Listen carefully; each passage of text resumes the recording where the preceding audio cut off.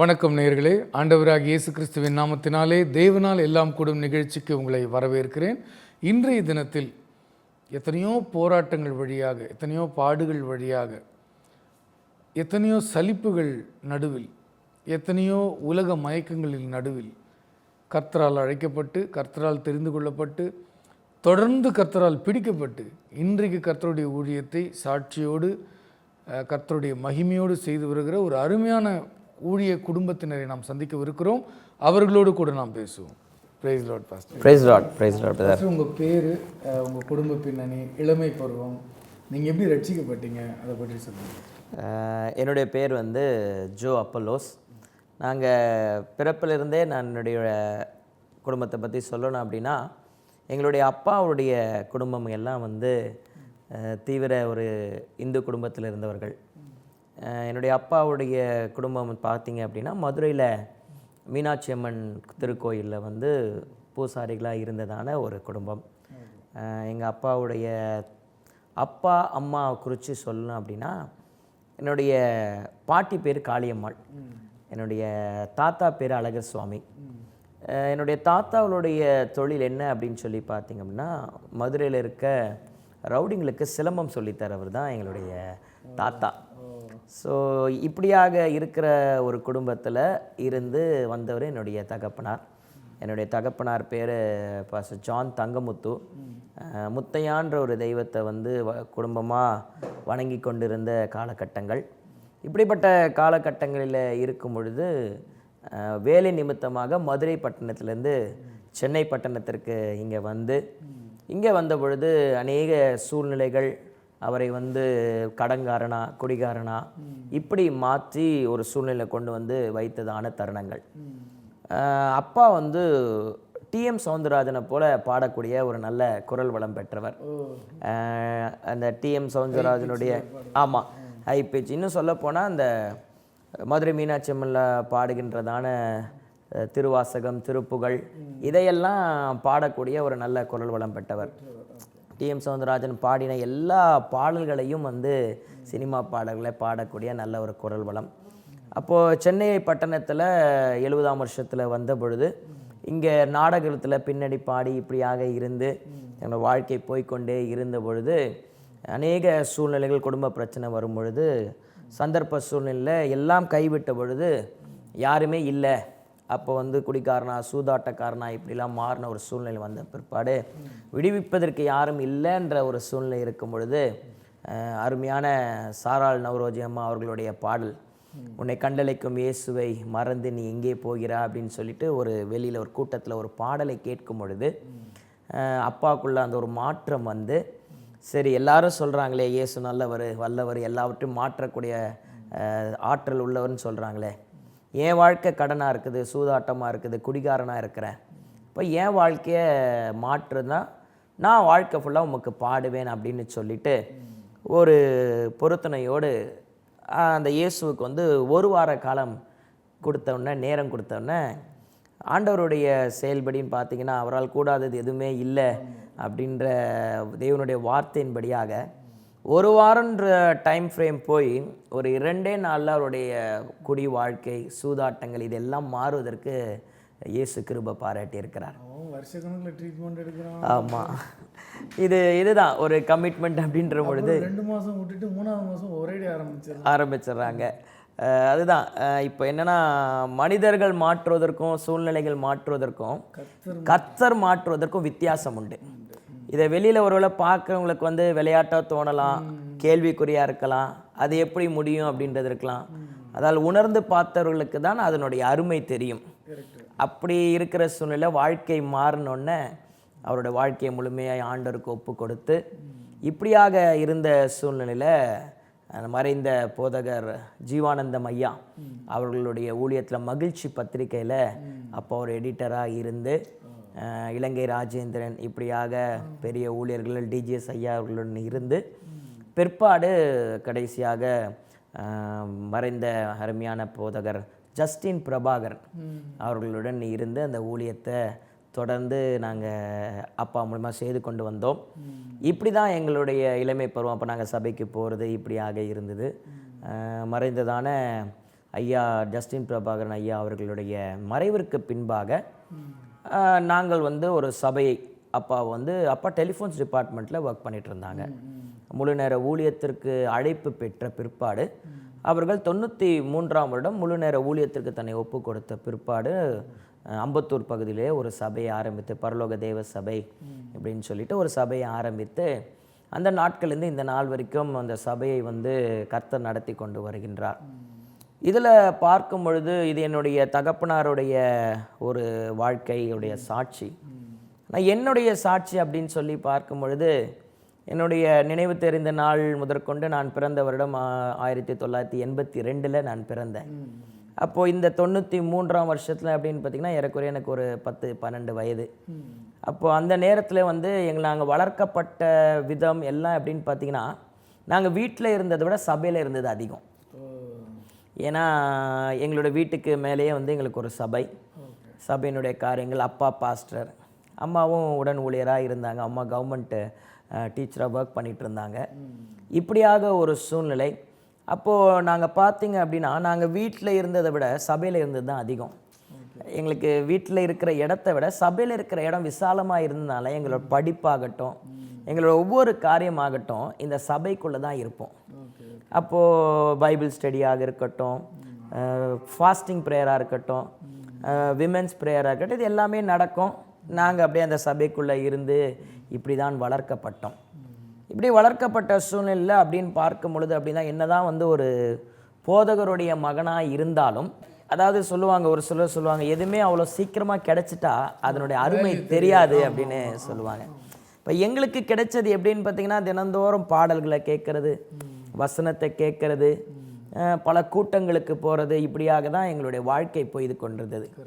எங்களுடைய குடும்பம் அப்படின்னு சொல்லி பார்க்கும் பொழுது அப்பா, அம்மா, எனக்கு மூத்த சகோதரி, மூத்த சகோதரர் இருக்கிறாங்க, கடைசியாக நான். இப்போது எங்களுடைய அப்பாவை பார்க்கும்போது அநேக இடத்துல கூட்டங்கள் நடக்கும், கிராமங்கள் இப்படி அப்படி கூட்டம் இருக்கும். அப்போ என்னோடய அப்பா நல்லா பாடக்கூடியவர், என்னுடைய அம்மாவும் நல்லா பாடக்கூடியவங்க, என்னுடைய சகோதரியும் நல்லாங்க பாடக்கூடியவர்கள். அப்படியாக இருக்கும்போது எங்கள் சகோதரர் கீபோர்டு வாசிப்பார், நான் ட்ரம்ஸ் வாசிப்பேன். ஸோ நாங்கள் ஒரு இடத்துக்கு குடும்பமாக போய் அந்த ஊழியத்தை செய்கிறதான காரியங்கள் தான் எங்களுடைய இது. ஒவ்வொரு நாள் ஸ்கூல்லேருந்து வந்தால் எங்களுடைய பேக்கெல்லாம் வச்சுட்டு சொல்கிறது பார்த்தா குட்டி பரலோகம். கண்டிப்பாக நிச்சயமாக அப்படி தான்.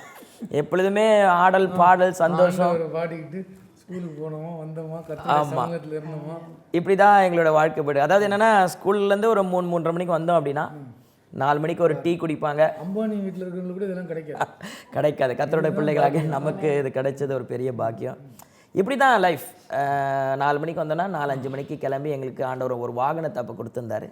அந்த வாகனத்தில் எங்களுக்கு தேவையான எல்லா எக்யூப்மெண்ட்ஸ், ஸ்பீக்கர்ஸ், கீபோர்ட், ட்ரம்ஸு, மைக்கு, இப்படி எல்லாத்தையும் எடுத்து லோட் பண்ணிவிட்டு எங்கள் அப்பாவோட சேர்ந்து நாங்கள் ஊழியத்துக்கு போவது வழக்கம்.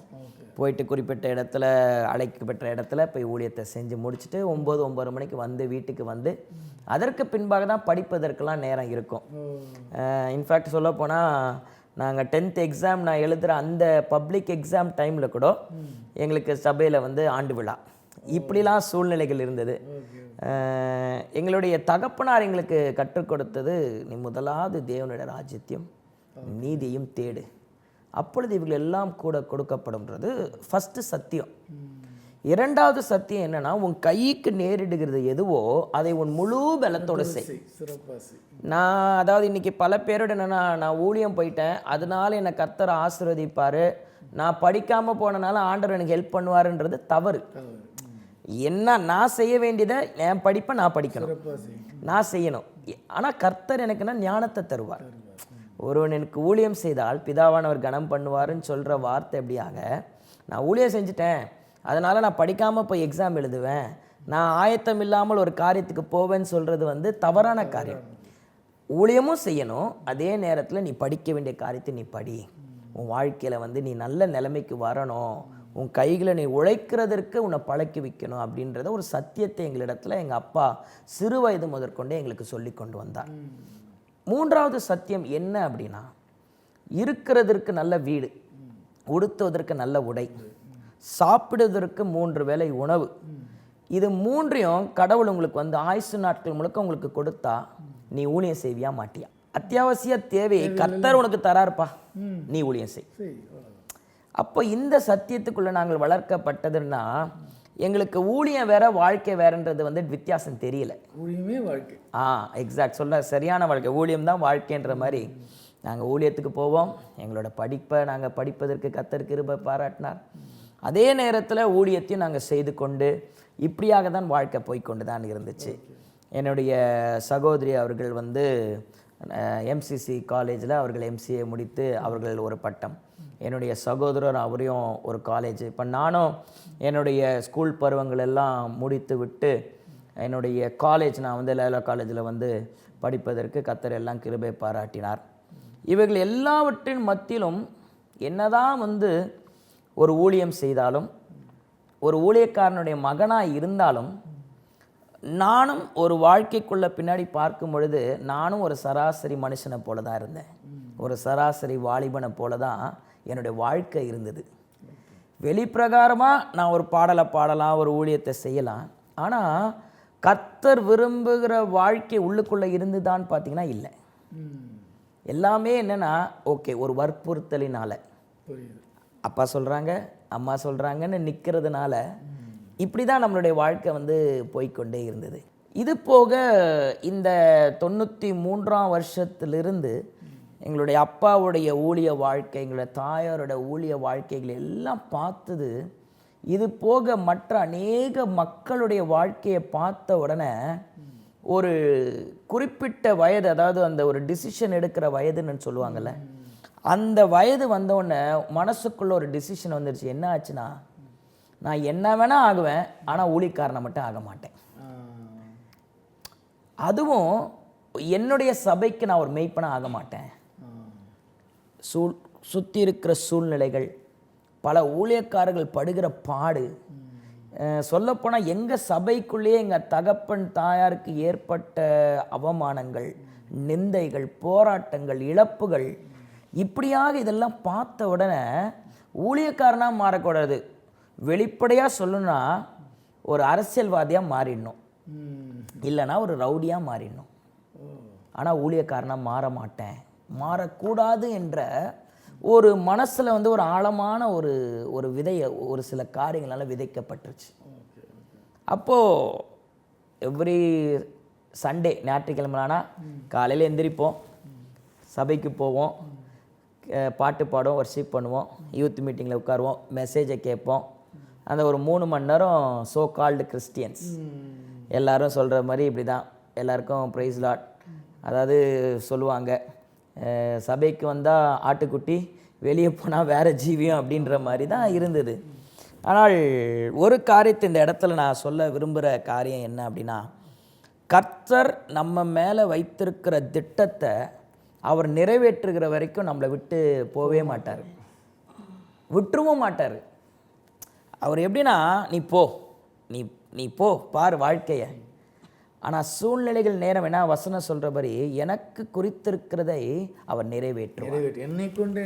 ஆமாம், அதை சொல்லிட்டு அவர் சொல்றார், இப்படிப்பட்டவைகள் அவரிடத்துல ஏராளம் உண்டாம். யோபுல சொல்லும் பொழுது எனக்குன்னு அப்பாயிண்ட் பண்ணது. இன்னைக்கு ஒருவேளை இன்னைக்கு இது கேட்டுக்கொண்டிருக்கிற யாராவனா இருக்கலாம், உங்களுக்குன்னு கர்த்தர் உங்கள் வாழ்க்கையில் குறிச்சிருக்கிறத நிறைவேற்றுறது வரைக்கும் அவர் உங்களை கைவிட்டுற மாட்டார். அதான் எனக்கு ஒரு பிடிச்ச வசனம் என்னன்னா, அவர் பூட்டினது திறக்க ஒருத்தன் இல்லை, கண்டிப்பா அவர் திறந்ததுக்கு பிறகு அதை பூட்டுறதுக்கு இன்னொருத்தன் ஒருவரும் இல்லை. அவர் எனக்கு ஒரு வாசலை திறந்துட்டாருன்னா அதை பூட்ட ஒருத்தங்கிட்ட சாவி கிடையாது, முடியாது. It is not. எனக்கு வச்சது எனக்கு தான் எனக்கு வச்சிருக்கணும், அவ்வளோதான். ஸோ இப்படி தான், அதாவது ஒவ்வொருத்தருக்கும் ஆண்டவர் ஒரு திட்டத்தை, ஒரு நோக்கத்தை வைத்திருக்கிறார். ஏன், அதாவது நம்ம ஒருவேளை பார்த்தா, ஏன் என் தகப்பனாரை எடுத்து ஒரு சந்ததியிலேருந்து மாற்றி ஒரு ஆண்டவரை சேவிக்கிற சந்ததியாக மாற்றுறதுனுடைய நோக்கம் என்னன்னா, ஒரு தலைமுறை அவரை ஒரு சந்ததி அவரை சேவிக்கும், அது தலைமுறையாக அது ஆண்டவருடைய சந்ததி என்று சொல்லப்படும். இந்த ஒரு காரியத்துக்காக தான் ஒருவேளை நான் இப்போ நினைக்கிறேன், என்ன ஆண்டவர் ஒரு ஆசீர்வாதம் உள்ள சந்ததியாக மாறுவதற்கு என்ன சூஸ் பண்ணுறதை விட என் தகப்பனாருடைய இடத்துலேருந்து என்னை சூஸ் பண்ணி கொண்டு வந்திருக்காரு. அது மட்டும் இல்லை, அவருடைய இறக்கங்கள் 1000 தலைமுறை இருக்கிறது. அப்போது இப்படி தான் நோக்கம் இருந்ததுனால நாங்கள் என்ன தான் இருந்தாலும் வாழ்க்கை இப்படியே போய்கொண்டிருந்த சூழ்நிலையில் பள்ளி பருவங்கள், வாலிப காலங்கள், இப்படின்ற பொழுது வாலிப நாட்களில் சென்னையை விட்டு வில்லிவாக்க பகுதியிலே ஒரு பள்ளியில் படிக்க சூழ்நிலை நேர்ந்த பொழுது அரசியலில் ஈடுபடுவதற்கான ஒரு வாய்ப்புகள். அப்போ இன்றைக்கி பார்க்கும் பொழுது அரசியலில் ஈடுபட்டால் நமக்கு நல்லா போகலாம், நல்லா இருக்கும் அப்படின்னு சொல்லிட்டு பணபலங்கள் இப்படி இருக்கும். அப்போ அரசியலில் அந்த வாலிப காலத்தில் போய் ஈடுபட்டு இருக்கிற காரியங்கள் இப்படி இருந்த உடனே ஞாயிற்றுக்கிழமைலானா கிறிஸ்டியன், மண்டே டு சாட்டர்டே உலகத்தான், இப்படி ஒரு காரியம் போய்கொண்டே இருக்கும் பொழுது, ஆனால் இதில் என்ன ஒரு காரியம்னா, இதன் மத்தியிலும் ஒவ்வொரு வாரமும் ஊழியம் செய்வோம், ஒவ்வொரு நாளும் பாட்டு பாடுறது, வேத வாசிப்பு, எப்படி ஒரு கிறிஸ்தவ குடும்பத்தில் என்னென்ன காரியங்கள் செய்யாமல் அது ஒரு ரொட்டீன் ஷெட்யூல். எஸ், அதாவது எப்படின்னா நம்மளை வற்புறுத்தி செய்கிற மாதிரி ஒரு காரியம்.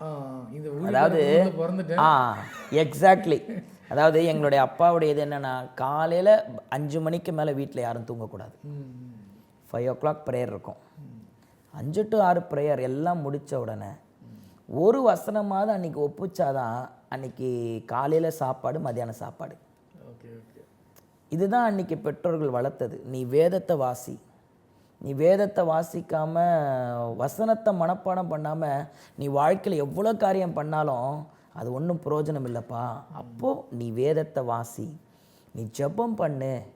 இப்படி தான் நாங்கள் சின்ன வயசுலேருந்து வளர்க்கப்பட்டாலும் சந்தர்ப்ப சூழ்நிலைகள் நாங்கள் பார்த்த மனிதர்களும் இயேசுவை 10ஓட 11 வைத்து இருக்கிறது போல ஒரு சூழ்நிலைக்கு எங்களை கொண்டு வந்துருச்சு. எங்களேன்னு சொல்ல என்ன தனிப்பட்ட விதத்தில். அப்போ இப்படிப்பட்ட சூழ்நிலை சபை நல்ல பெரிய சபை ஆண்டவர் கொடுத்தார், நடந்து கொண்டிருக்கிற சூழ்நிலை. அப்போ என்னுடைய காலேஜ் இப்படின்னு இருக்கும் பொழுது இதே தான் நான் ஃபஸ்ட்டு சொன்னேன், எங்கள் அப்பா சொன்ன சத்தியம்தான். நீ முதலாவது தேவனோட ராஜ்யத்தின் தேடு, ரெண்டாவது உன் கைக்கு நேரிடுகிறதோ முழு பலத்தோட செய்.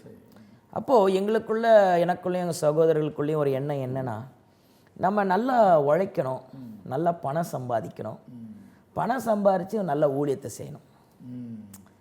நாங்கள் பார்த்த ஒரு சில மக்கள் ஒரு ஊழியத்தை நடத்துகிறதாவோ இல்லைனா ஒரு உதாரணத்துக்கு ஒரு மீட்டிங் நடத்துகிறனாலோ அவங்க போய் வெளியில் போய் கையேந்தி நிற்கிற சூழ்நிலை தான் நாங்கள் பார்த்துருக்கோம். உதாரணத்துக்கு ஒரு மீட்டிங் நடத்தினா, பாஸ்டர் நாங்கள் ஒரு மீட்டிங் நடத்துகிறோம், இல்லை அப்படின்னு பார்த்தீங்கன்னா உங்கள் குடும்ப சூழ்நிலைக்கு வேறு யாரையோ எதிர்பார்த்து நிற்கிறது போன்றதான ஒரு சூழ்நிலையை பார்த்ததுனால எங்களுக்குள்ள என்னென்னா, நல்லா நம்ம உழைக்கலாம், பணம் சம்பாதிக்கலாம், பின்பு ஊழியத்துக்கு வரலாம். இதுதான் எங்களுடைய குறிக்கோள். அப்போது எங்களுடையது என்னென்னா, எங்கேயும் வேலைக்கு போக முடியாது. ஏதாவது ஒரு கம்பெனிக்கு வேலைக்கு போனால் ஈவினிங் மீட்டிங் போகணும், அப்போ மீட்டிங் போகணும், கூப்பிடுவாங்க, வர முடியாது. லீவ் போட்டால் அங்கே அடுத்த நாள் ஆஃபீஸில் திட்டுவாங்க. ஸோ இப்படி சூழ்நிலைகள் மாறினோன்னே இதற்கு என்னடா தீர்வு அப்படின்னு சொல்லி பார்க்கும் பொழுது, நம்ம ஏன் பிஸ்னஸ் ஆரம்பிக்கக்கூடாது? ஸோ நாங்கள் பிஸ்னஸ் லைனுக்குள்ளே வந்தோம். 2004ஆம் வருடத்தில் ஒரு நல்ல செல்ஃபோன் ஷாப், அந்த டைமில் அப்போ தான் செல்ஃபோன்லாம் வந்த நேரங்கள். அப்போது நான் வசிக்கின்றதான அம்பத்தூர் பகுதியில் ஒரு செல்ஃபோன் ஷாப், ஜேஜே செல் பாயிண்ட் அப்படின்னு சொல்லிட்டு, என்னுடைய பேர் ஜோ, என்னுடைய சகோதரர் பேர் ஜிம். ஸோ ஜேஜே அப்படின்னு சொல்லிட்டு ஒரு கடையை ஆரம்பித்து நன்றாக கர்த்தர் நடத்தி கொண்டு வந்தார். அதாவது உண்மையுள்ள மனுஷன் பரிபூர்ண ஆசீர்வாதங்களை பெறுவான் என்ற வார்த்தையின்படியாக நாங்கள் பிஸ்னஸ் ஆரம்பித்த பொழுது அளவில்லாமல் ஆண்டவர் ஆசீர்வதித்தார். அந்த பிஸ்னஸ் ஆரம்பித்தது நோக்கம் என்ன அப்படின்னு பார்த்தீங்கன்னா, நம்ம பிஸ்னஸ் பண்ணலாம், ஊழியம்னு வரும்பொழுது இந்த கடையை க்ளோஸ் பண்ணிட்டு ஊழியத்துக்கு போயிடணும். நம்ம கடை தானே, நம்ம லீவ் விட்டுக்கலாம்ல. இப்போ நம்ம ஒரு இடத்துல வேலை செஞ்சால் தான் லீவ் விட முடியாது, நம்ம கடை நம்ம லீவ் விட்டுக்கலாம். ஸோ இப்படி தான் ஒரு கான்செப்ட். இதற்காக தான் இந்த பிஸ்னஸ் ஆரம்பிக்கப்பட்டது. ஆண்டவர் நல்லா ஆசீர்வதித்தார்.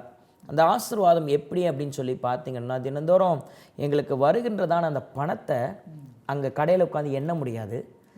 வீட்டில் அதாவது இரவு கடையை மூடும் பொழுது ஒரு ஷாப்பர் பேக், அந்த ஷாப்பர் பேக்கில் அந்த கல்லாப்பெட்டியில் இருக்கிற மொத்த பணத்தையும் உள்ளே கொட்டி கொண்டு வந்து வீட்டில் வந்து எண்ணுகிறதான அளவுக்கு கர்த்தர் ஆசீர்வதித்தார்.